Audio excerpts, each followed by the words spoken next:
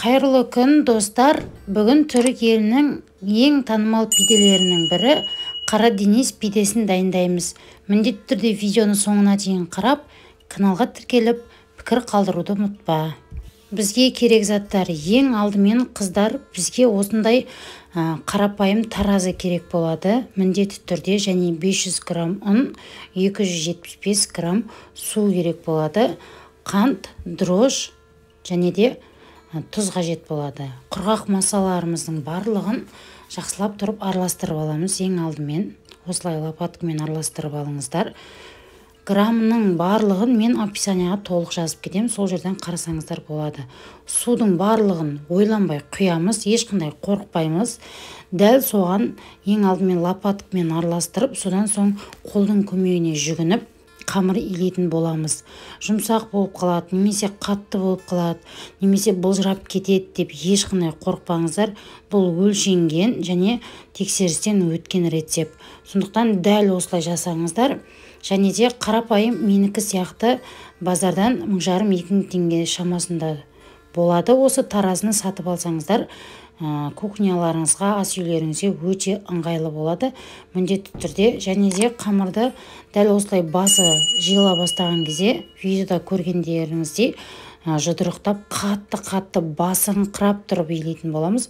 Міндетті түрде қамырдың иін әбден қандырып тұрып илейтін боламыз. Сол кезде біз қанша жұқа қылып жайсақ та, қамыр қатты болып қалмайды, өте жұмсақ болып шығады. Қамырды илеп жатқанда осы процестерді ұмытпаңыздар қыздар. Жай ғана илей салу болмайды. Қолдың күшін қаттырақ тұрып, қаттырақ жұмсайсыздар, басыңқырап жібересіздер. Шамамен 15-20 минуттай осы ыдыстың ішінде айналдыра баса беретін боламыз қамырымызды. Өте жұмсақ, бір ерекше, бір басқаша, бір икемді қамыр иленіп шығатын болады.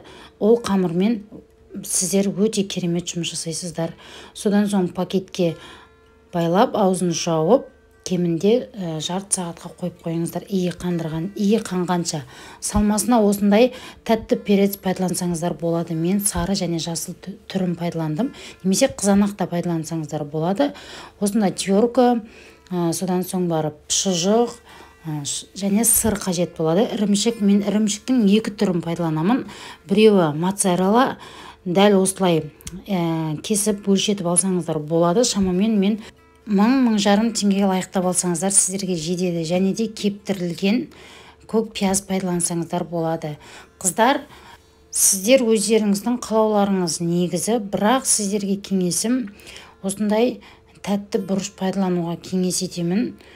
Өте дәмді, әрі ерекше дәм беріп тұрады. Және де ірімшік таңдаған кезде созылмалы моцарелла сырын таңдауға кеңес етемін. Мен 2 түрлі сырмен жасадым. Екіншісі өте қарапайым, қолжетімді сырды пайдаландым. Осылай видеода қалай көріп тұрсыздар, дәл солай турап дайындап алыңыздар. Содан соң барып қамырды жаюға кірісетін боламыз. Мен қамырды жаймай тұрып, осындай поклон дейтін бумага пайдаланам. Бұның бір жақсы жері, мүлде май жақпайсыздар және жабысып та қалмайды. Қатты қымбат емес, осы қағазды алып пайдалансаңыздар болады. Иі қанған қамырды алып 2 бөлікке бөліп жасайтын боламын. Сіздер 4 бөлікке немесе дәл осылай үлкен қылып жасасаңыздар да болады. Маған ыңғайлы 2 бөлікке бөлдім. Менде 2 пиде шықты. Енді өздеріңіз көресіздер ол жағын. Осылай қолдың көмегіне жүгініп, қамырды ішіне қарай қайырып, оқтаудың көмегімен қайық сияқты қылып жайып шығатын боламыз. Ескертетін жағдай, пидені қалың қылмаймыз. Ерекшелігі сода. Өте жұқа қыламыз.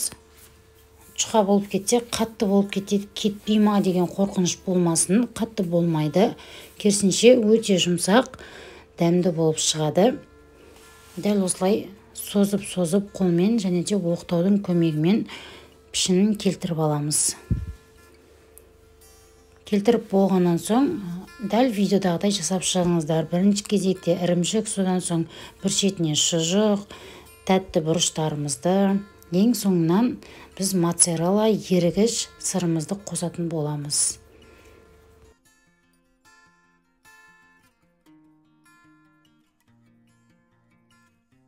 шетін осы видеодағыдай қайырып басып шығатын боламыз. Содан соң барып қайырған шетімізге жұмыртқаны жағып шығатын боламыз.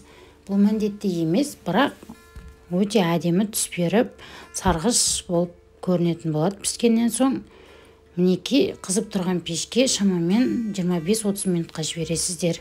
Өте дәмді, ерекше пиде болып шықты. Жасап дайындап көріңіздер, өте созылмалы болып шықты. Сіздерге бұл рецепт ұнаса, міндетті түрде пікір қалдырыңыздар, каналыма тіркеліп қойыңыздар, және алдағы уақытта менен қандай рецепттер күтесіздер, соны да пікірге қалдыруды ұмытпаңыздар. Сау болыңыздар.